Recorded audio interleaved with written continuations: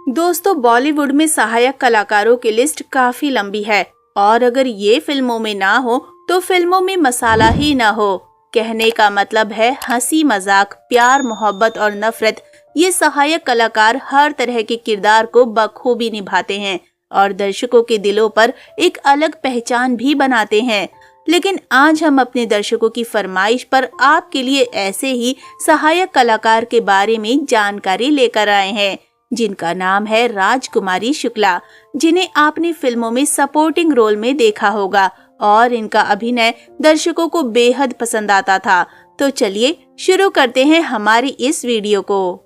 1903 में जन्मी राजकुमारी शुक्ला कलकत्ता के एक प्रसिद्ध ब्राह्मण परिवार से थीं। उस समय के रीति रिवाजों के अनुसार पली बढ़ी राजकुमारी गुणी और घर के कामों में पारंगत थी।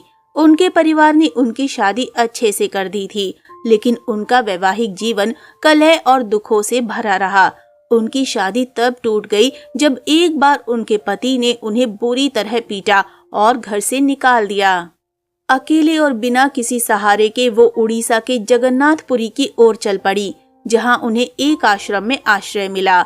जब उनकी दुखद कहानी और वैवाहिक समस्याओं के बारे में पता चला तो एक नेक दिल पुजारी ने मदद करने का फैसला किया।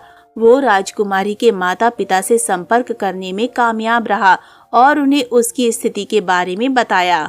राजकुमारी को वापस घर ले जाने के लिए उसकी बड़ी बहन जल्द ही आश्रम पहुंच गई।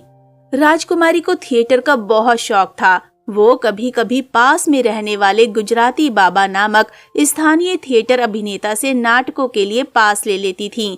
थिएटर ने उसे अपने दुखद अतीत की वास्तविकता से राहत प्रदान की। मंच पर नाटकों को जीवंत होते देखकर उसे खुद अभिनय करने की तीव्र इच्छा भी हुई। गुजराती बाबा ने उसकी आकांक्षा को बढ़ावा दिया, जिन्होंने उसे आगे बढ़ने और अभिनय को एक पेशे के रूप में अपनाने के लिए राजी किया।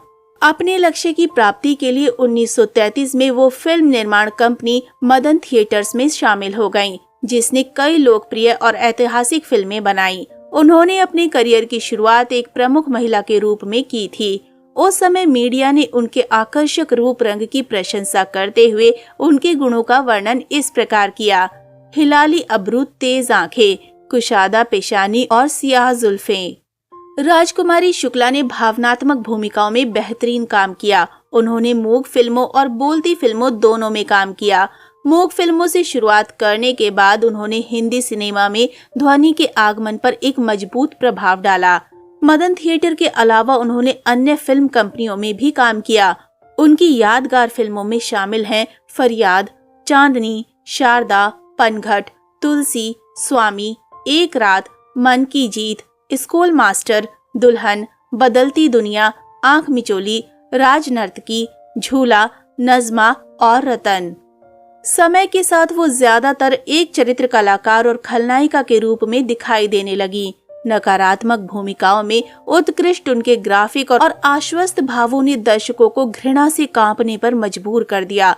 हालांकि एक रात, स्वामी, झूला, फरियाद और दुल्हन जैसी फिल्मों में उनकी भूमिकाओं को फिल्म दर्शकों से विशेष सराहना मिली। कुल 31 बोलती फिल्मों में अभिनय करने वाली राजकुमारी शुक्ला ने कुछ गुजराती और बांग्ला फिल्मों में भी काम किया।